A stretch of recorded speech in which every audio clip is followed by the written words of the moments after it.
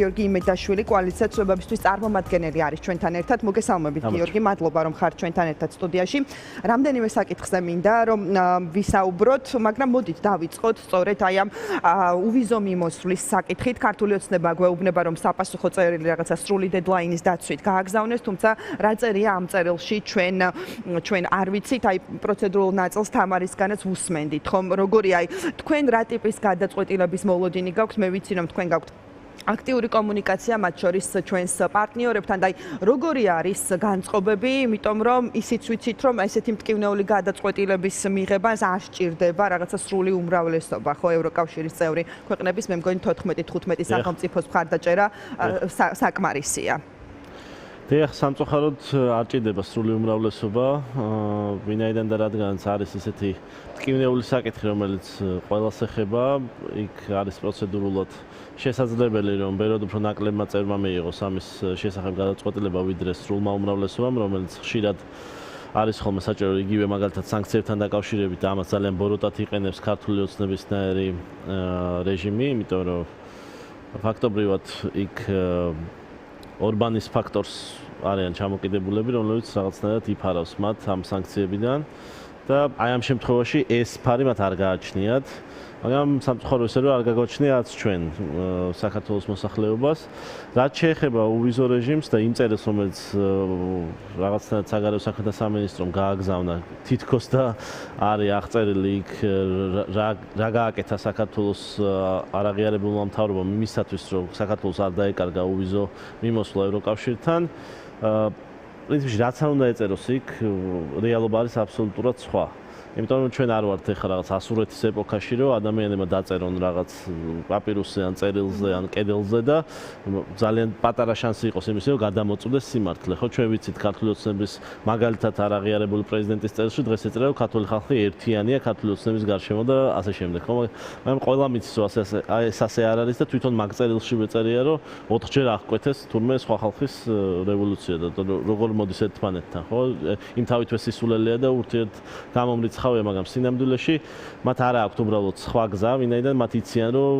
ვერ შეინარჩუნებს ქართული ოცნების ხელისუფლება ვერანაირად ვიზა ლიბერალიზაციას. თვითონ მათი ეგრეთ წოდებული პრემიერ-მინისტრი, მათი თვითმარქვია პრემიერ-მინისტრი უკვე ვიზებს იღებს და ისე გადაადგილდება ევროპაში დიდი ხანია, აღიარა კიდევაც მან ეს და მე ვფიქრობ სრულიად ცხადია, რომ ადამიანებმა, რომელთაც თვითონ დაკარგეს უვიზო მიმოსვლის უფლება, შეუძლებელია საქართველოს ეს შეუნარჩუნონ, ვინაიდან უკვე თვითონაც აღარ აქვთ ეს პრივილეგია. მათ იციან, რომ ისინი ვერ მოახერხებენ ეხლა ადამიანის უფლებების სტანდარტების დაცვას და არც მოახერხებენ, იმიტომ რომ რომ დაიცვან მაშინ რომ წავიდნენ ხელისუფლებიდან, ვინაიდან ადამიანებს ამ ქვეყანაში უნდათ ქართული ოცნების გარეშე ცხოვრება და ერთადერთი რაც ამას აფერხებს, ეს არის ძალმომრეობა, რასაც ქართული ოცნება მიმართავს, ხო, ის უსამართლობასაც მის სასამართლო მიმართავს, ის უსამართლობა, რასაც მისი პოლიცია მიმართავს, ის უსამართლობა, რასაც მისი ეგრეთ წოდებული პარლამენტი და მთავრობა მიმართავს. ხო, აქედან გამომდინარე, მათ უბრალოდ სხვა გზა არ აქვთ, ისინი უნდა რაღაცნაირად დარჩნენ ხელისუფლებაში უვიზოს გარეშე და სწორედ ამას ემსახურება მთელი ის პროპაგანდა, რომელიც მთელი ეს კვირებია უკვე მის რო გეგონება გავცვალეთ უვიზო რაღაცა სხვაში, რასაც ევროკავშირი გვთხოვდა და ეს რაღაც სხვა არის თითქოს ჩვენი ტრადიციების ერთგულება და რა არის ქართული ტრადიციები, ხო? ვახტანგ გორგასლის ანდერძიდან მოყოლებული ქართული ტრადიცია არის ერთგულება ბერძენთა გზის, ანუ ევროპული გზის, ევროპული ღირებულებების, ადამიანის უფლებების, თუნდაც იმ ქრისტიანული ფასეულობების, რომლებიც არსად ისეთი გამჟდარი არ არის საზოგადოებაში ალბათ როგორც საქართველოში და მე ვფიქრობ უმნიშვნელოვანესია გვესმოდეს, რომ ევროკავშირის სხვა არაფერია თუ არა ამ საფუძვლებზე დაფუძნებული ორგანიზაცია, რომელსაც შექმნა ყველაზე უფრო მშვიდი, ყველაზე უფრო უსაფრთხო გარემო დღევანდელ მსოფლიოში და ჩვენ ამ გარემოს გვართმევენ იმისათვის, რათა საქართველოში იყოს რუსული წესრიგი, რუსული რეალობა, რომელშიც ადამიანებს ართმევენ ყველანაირ უფლებას, ართმევენ შესაძლებლობებს, ართმევენ ფულს, მე ამ ფულს ერთმანეთში ინაწილებს ადამიანთა რაოდენობა, რომლებიც გარს ატყიან ივანიშვილს, ერთ გადაწყვეტილების მიღების ცენტრს და მე ის რაღაცნაირ რეპორტინგს, ან ასე ვთქვათ, თავის ამ ვასალობას უდასტურებს რუსეთს და ცდილობს, რომ ის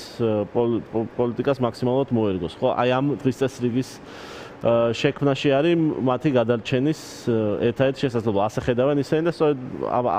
აქედანვე არის გამომდინარე ის, რომ ქართული ხალხი ვერაფრით ვეღარ ხედავს ქართული ოცნების ხელისუფლებაში დარჩენის ვერანაირ სამართლებრივ ან ლეგიტიმურ საფუძველს, იმიტომ რომ ჩვენ არ გვსურს ვიცხოვროთ რუსეთის ვასალის ქვეშ, ჩვენ არ გვსურს ვიცხოვროთ ისეთ სახელმწიფოში, რომელშიც ჩვენ უფლებებს, თავისუფლებებს არ აღწევენ ყურადღებას, ჩვენ არ ვსურთ ვიცხოვროთ ისეთ ქვეყანაში, სადაც ადამიანებს არ შეუძლიათ საკუთარი წინაპრების საფლავების მონახულება, არ შეუძლიათ იმ საკრებულოს წევრის ან საკრებულოს თავმჯდომარის თუნდაც გადარჩევა, რომელმაც შეურაცხყოფა მიაყენა ქართველი ხალხის ბრძოლას თავისუფლებისთვის, დაღუპულ გმირებს შეურაცხყოფა მიაყენა ყველა იმ ადამიანს, ვისაც უბრძოლია საქართველოსთვის და ჩვენ არავითარი უფლება არ აქვს რაღაცნაირად ეს ადამიანი გადავიჩოთ, ვინაიდან არჩევნები არ არის ამ ქვეყანაში. ხო, ესე ხო არ ვიცხოვრობთ, აქედან გამომდინარე, არ ვიცხოვრობთ ქართულ ოცნებასთან ერთად, ეს არის დროის საკითხი, ქართულმა ხალხმა გამოიტანა განაჩენი, ეს განაჩენი ერთხელ უკვე ქართულმა ოცნებამ არ შეისმინა 2024 წლის საპარლამენტო არჩევნების შემდეგ და სწორედ ამიტომ მოუწევს უფრო მისთვის ძალიან ძვირი და ტკივნეული ფასის გადახდა, ეს იქნება სანქციები, ეს იქნება უარყოფა ქართული საზოგადოების მხრიდან და რაც თავარია ჩვენ დავიბრუნეთ უნარის ვაგზნობინოთ ადამიანს რომ ის სამარცხვინოა და ეს ხალხი არის სამარცხვინო ხალხი. გორის საკრებულოს თავმჯდომარე სამარცხვინო ადამიანი, ის არის გამოხატულება ქართული ოცნების დეპუტაციისა დღეს და სწორედ ამიტომ ეს ხალხი დაემშვიდობება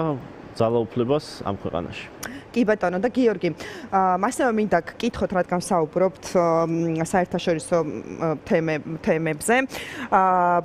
ყაველაშვილის წერილს, არ ვიცი თუ გაეცანით, რა სიტყვით შინაარსზე და ზოგადად როგორ ფიქრობთ, აი რატომ დადგა დღის წესრიგში ახლა ქართული ოცნებისთვის ეს საჭიროება, ანუ აი რა ტიპის მოხმარებისთვის შეიძლება იყოს გათვლილი ეს? ბიძინა ივანიშვილს ახასიათებს საჯარო წერილების კომუნიკაცია საზოგადოებასთან, მის ოპონენტებთანაც, მის თანამზრახველებთან მის გულშემატკივრებთანაც და ასე შემდეგ. ეს ჩვენ ნახეთ ჯერ კიდევ მაშინ, როდესაც მან პირველად განაცხადა პოლიტიკაში მოსვლის შესახებ. ესეც ღია წერილით გააკეთა თუ გახსოვთ და 2011 წელს და მე ძალიან ბევრჯერ ყოფილა რომ ღია წერილით დაგვრუნებია საზოგადოებას და მე დარწმუნებული ვარ რომ არც კობახიძეს არც ყაველაშვილს და არც ეგრეთ წოდებულ თანამდებობის პირს საქართველოში არ სიამოვნებს ამ წერილების ხელმოწერა ხა და მათ სახელით გამოქვეყნება, იმიტომ ყველა მიცის რომ სასაცილოა, როდესაც არაღიარებული პრეზიდენტი ყაველაშვილი, რომელსაც მე მგონი უზბეკეთის გარდა ჩასასვლელი არ დარჩა დედამიწაზე, რაღაცნაირად მიმართავს დონალდ ტრამპს და როგორც ვითომ და ხალხის მიერ არჩეული ლიდერი მიმართავს ხალხის მიერ არჩეული ლიდერს და რაღაცებისკენ მოუწოდებს. ხო, ეს ერთის მხრივ სასაცილოა, მაგრამ მეორეს მხრივ ძალიან კარგად გვაჩვენებს რა არის ბიძინა ივანიშვილის გონებაში ახლა მიმდინარე პროცესი და ეს გონებაში მიმდინარე პროცესი არის საკმაოდ სავალალო ქართული ოცნებისთვის, ვინაიდან ფაქტობრივად ბოლო წერილებში ის და მისი პროპაგანდის ყველა წარმომადგენელი ღიად აცხადებს იმას, რომ რაღაცნაირად თითქოს ტრამპი არაგულწრფელია მშვიდობის დამყარების ცდილობებში, თითქოს მან რაღაცნაირად მიივიწყა საქართველოს ხელისუფლება, მიივიწყა თითქოს და ქართველი ხალხი ამ ხელისუფლების უკან დგას, რაც ტყუილია და რაღაცნაირად სადა თითქოს გაეწია საქართველოს გვერდით, არადა ეს წერილი აბსოლუტურად უგულებელყოფს იმ ძალიან მნიშვნელოვან პროცესს, რაც ამერიკის შეერთებულ შტატებში მიდის. მაგალითად, ეს არის მეგობარი აქტი, ხო, რომელმაც მიიღო სრული 90%-იანი მხარდაჭერა წარმომადგენლობით პალატაში, რომელიც შედის ახლა სენატში, სადაც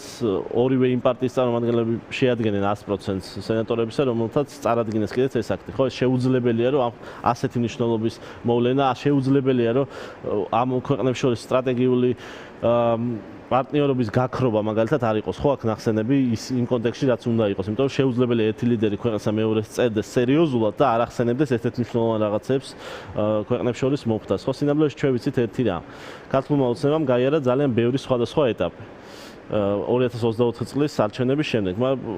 ეს ხდება ხოლმე ფსიქოლოგიურად ყველა ორგანიზაციაში და ყველა ადამიანსაც ასე ემართება, რომელსაც ძალიან ძიმე დიაგნოზი გამოუცხადებენ ხოლმე, ამას ქვია წოხარების ხუთი ფაზა, ხო, ჩვეულებრივად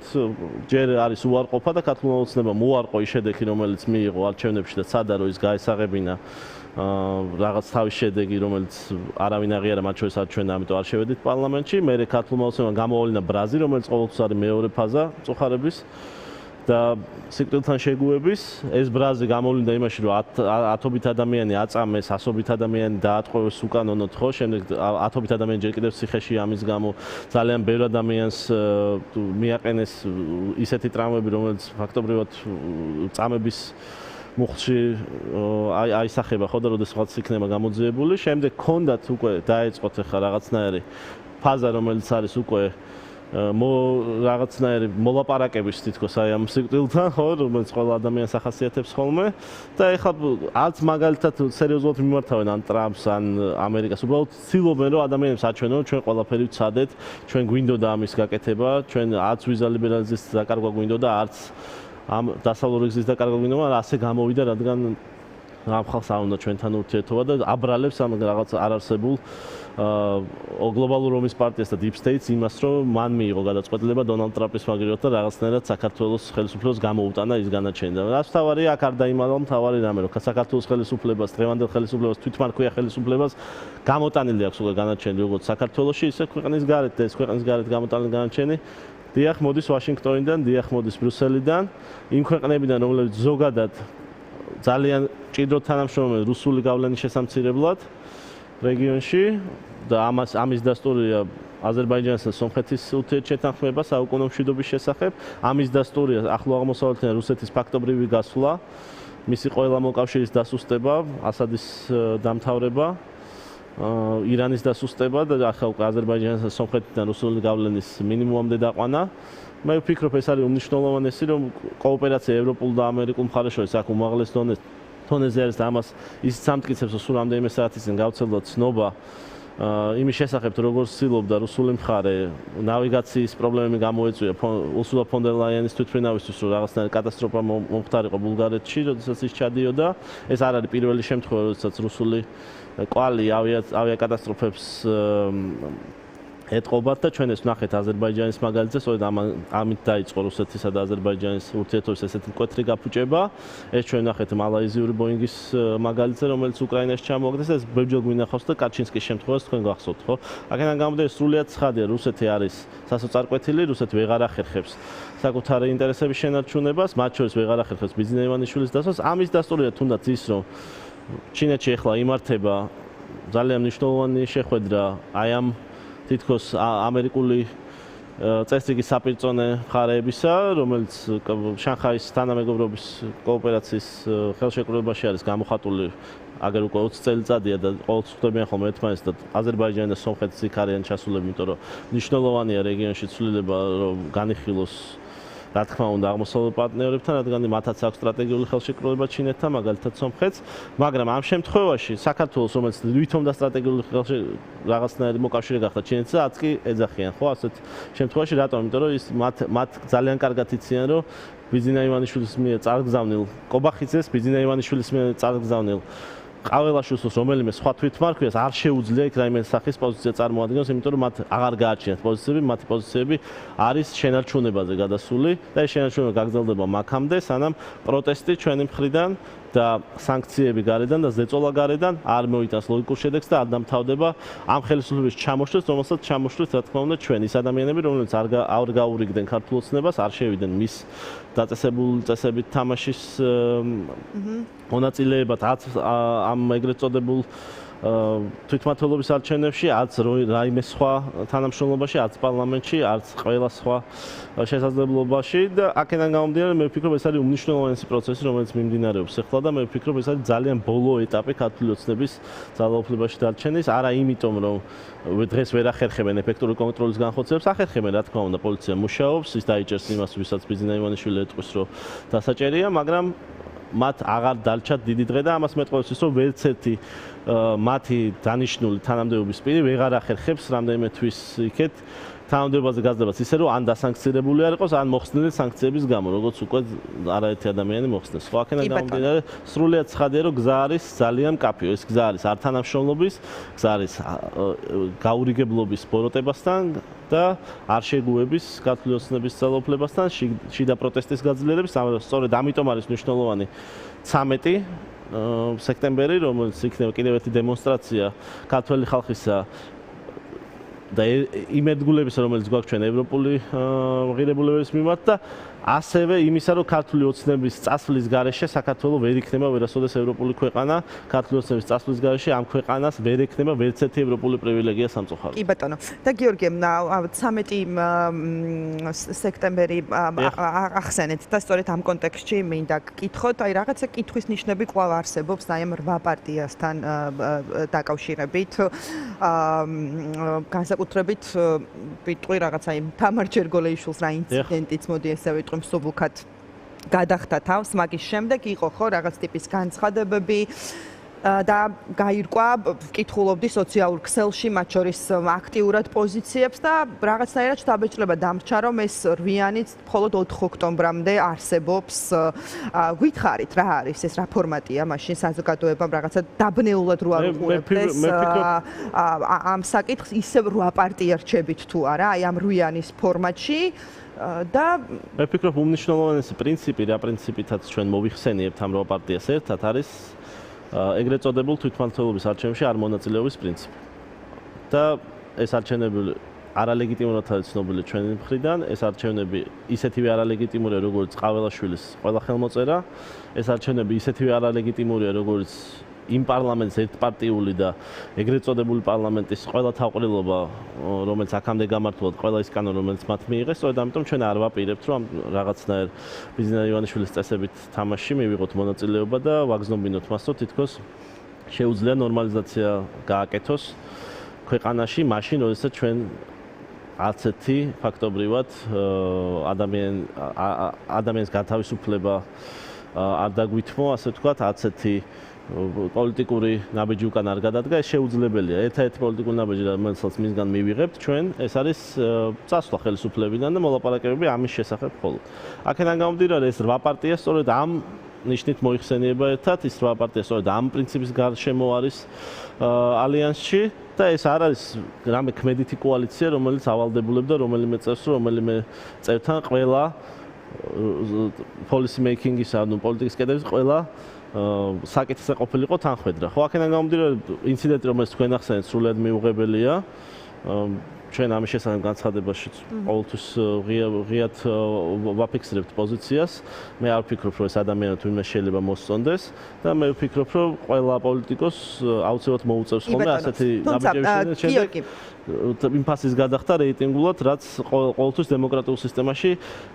მისაღები არის, რომ ადამიანმა დაკარგოს რეიტინგი, მაშინ რაც ასეთ საქციელს ჩაიდენს, ხო? მაგრამ ეს არაფერ კავშირში არ არის იმასთან, რომ ფედერალისტები სწორად მოიქცნენ, როდესაც არ შევიდნენ არჩევნებში და არ გაურიგდნენ ქართულ ოცნებას. ისე როგორც სწორად მოიქცა ყველა სხვა 7 პარტია, რომელსაც არ გააკეთა. გაასაგებია, მე თქვენი ლიდერების გამოხმაურებებით წავიკითხე ამ საკითხთან დაკავშირებით, მათ შორის თუ სწორად მახსოვს ელენე ხოშტარიასი, რომელიც ამბობდა, რომ ეს რვიანის ერთობა არის სწორედ რაღაცა ბოიკოტთან, ართანამშრომლობასთან დაკავშირებით შექმნილი ერთობა. ხომ აი 4-ში რომ ჩატარდება დაუშვათ არჩევნები, 5-ში ეს რვიანი რა ფორმატში რჩება, იმიტომ რომ მე ვფიქრობ, რომ ყველა მდგომარეობაში, როდესაც ართანამშრომლობა ჯერ კიდევ იქნება ამ ქვეყანაში მნიშვნელოვანი და ეს იქნება მნიშვნელოვანი, სანამ ბიძინა ივანიშვილის ძალაუფლება არ დასრულდება პრაქტიკულად, მე ვფიქრობ, რომ ის პარტიები, რომლებმაც არ ითანამშრომლებს და არ გაურიგდნენ ბიძინა ივანიშვილს, საჭირო იქნება, რომ რაღაცნაირად კოოპერირებდნენ კონკრეტულ საკითხებს. ეს არნიშნავს იმას, რომ ყველა პარტიის განცხადებას ყველა სხვა უნდა დაეთანხმოს, ან რომელიმე გადაწყვეტილებას რეფორმული, ასე ვთქვათ, პოლიტიკის შესახებ ყველამ უნდა იზიარებდეს, მაგრამ სინამდვილეში მნიშვნელოვანი არის ერთი რამ. ჩვენ უნდა გავაპროტესტოთ ბიძინა ივანიშვილის ხელისუფლება ყოველ დღე, იქამდე სანამ ის არის ჯერ კიდევ ხელისუფლებაში. ჩვენ უნდა შევეწინააღმდეგოთ მას, უნდა გავაღვიოთ პროტესტი ყოველ დღე სანამ ის დარჩება ხელისუფლებაში და არ უნდა ვეთანამშრომლოთ მას არც ერთ შემთხვევაში. ეს არის მთავარი პრინციპი მისი ხელისუფლებიდან გაშორების. ასე გაუშვია ხელისუფლება ყველა იმ მოძრაობას, რომელიც გავდა ჩვენსას. ასე გაუშვეს ხელისუფლებიდან თუნიში ბენალი, ასე გაუშვეს ხელისუფლებიდან ბევრი სხვა წარმომადგენელი, იგივე არაბული გაზაფხულის, ასე გაუშვეს ხელისუფლებიდან ბევრი წარმომადგენელი იმ სოციალისტური ბლოკის, რომელიც 80-იანი წლების ბოლოს დაიშალა სწორედ ჩამოშლით. იმიტომ რომ იმ ხალხმა რომელიც აპროტესტებდა ჩამოშალა ის და იმ ეკონომიკურმა სანქციებმა, იმ ეკონომიკურმა ბლოკადამ, იმ ეკონომიკურმა დაპირისპირებამ დასავლეთთან ჩამოშალა ის და ეს არის მნიშვნელოვანი ამ შემთხვევაშიც, ხო? იმიტომ რომ არ არსებობს ბრძოლა, არ არსებობს ასე თქვათ, დაპირისპირება, სადაც ჩვენ უარს ვიტყვით ჩვენს თავარ პრინციპებს და ეს არის ჩვენი თავისუფლება. აქედან გამომდინარე მე ვფიქრობ, რომ ამროა პარტიაში და ამროა პარტიის მიღმაც სამოქალაქო საზოგადოებაში არის ძალიან ბევრი ადამიანი, ძალიან ბევრი მოქალაქე და ძალიან ბევრი ორგანიზაცია, რომელიც არ ასრულებს ბიზნეს ივანიშვილის დღის წესრიგს და გვყავს მაგალითად სამოქალაქო საზოგადოების წევრები, ხო? არასამთავრობო ორგანიზაციები, რომელთაც უარი თქვეს თავს მოხეული ბიზნეს ივანიშვილის დღის წესრიგი შეესრულებინათ და ეს მე ვფიქრობ სამოქალაქო გმირობის მაგალითია და